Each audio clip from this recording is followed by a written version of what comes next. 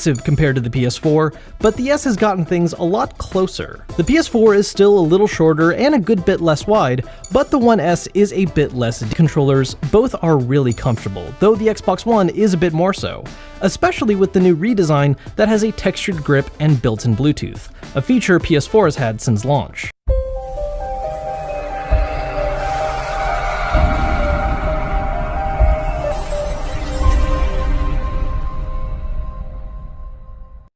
So we've compared the Xbox One S to the Xbox One. It's slimmer, has a few new functions, and is ever so slightly more powerful. But how does it stack up against the PS4? If you've been waiting to grab one of these consoles, you've got some new questions that need answers. So let's break down what they each have to offer and which one's right for you. First off, let's talk price. The new Xbox One S runs between $300 and $400, depending on what hard drive size you get, ranging from 500GB to 2TB, while the PS4 comes in a 500GB model that runs for $350, with there being a little variety based on game bundles.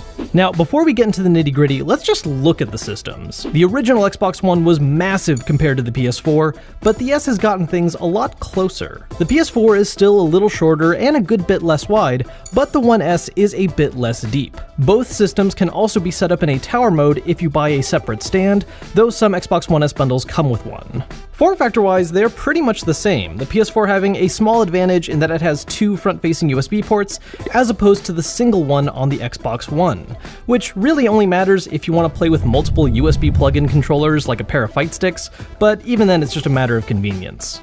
Moving over to the controllers, both are really comfortable, though the Xbox One is a bit more so, especially with the new redesign that has a textured grip and built-in Bluetooth, a feature PS4 has had since launch. One big advantage the PS4 continues to have, though, is that its controllers are rechargeable, whereas the Xbox One is going to have you throw down $25 for a plain charge kit because for some reason the controller still uses AA batteries.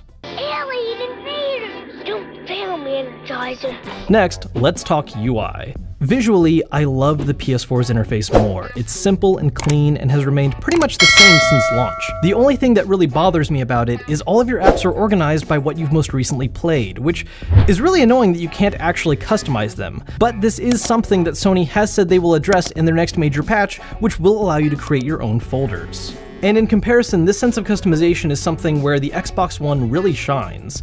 As soon as you start up your system, your most recent game is immediately highlighted. In a single move to the right, you can check out your full list of installed games and apps, and if you scroll down, you can go to a personally crafted set of favorites. The One's UI also emphasizes community a lot more, with an entire page dedicated to what your friends have been playing, recent achievements, and showing any clips of gameplay they've uploaded. While both systems have voice controls, the Xbox One offers Cortana, which has a much greater variety of commands compared to PS4. So if talking to your system to make it do stuff gets your jollies up, that's something the Xbox One is going to do better. This all comes with one big downside though, in that the Xbox One's UI also doubles as a frickin' billboard, where every page is cluttered with ads for recent releases, ongoing sales, and all kinds of other stuff that you just don't need on a home screen. Now let's talk media. The PS4 covers all the common and most popular apps like Netflix, Hulu, YouTube, HBO Go, etc., but the Xbox One covers all of those and a ridiculous number more for more niche tastes. The real big recent win for the Xbox One, though, is that the One S supports 4K video and HDR for greater color range, which the PS4 does not. Another situational benefit for the Xbox One is if you're using cable or satellite for TV. The Xbox One has an integrated IR blaster and an HDMI in port, so you can combine it with your top box for an all-in-one user experience.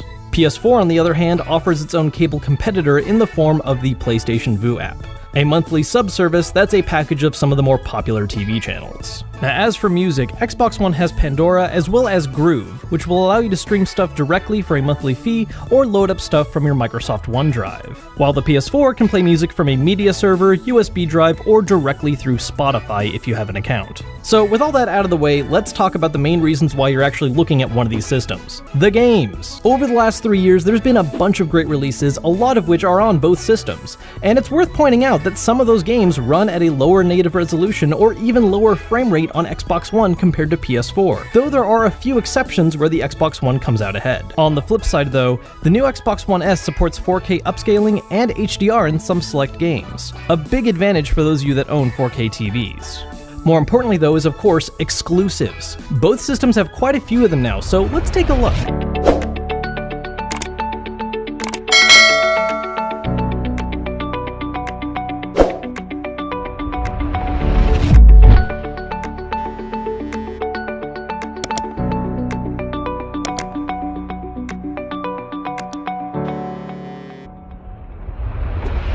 So as you can see, lots of good games on both, but the Xbox One side does have a habit of being on PC as well, which is going to now be the case for all upcoming Xbox One games. So if you've got a powerful gaming rig and you're really just looking at a console for the exclusives, the PS4 has an edge.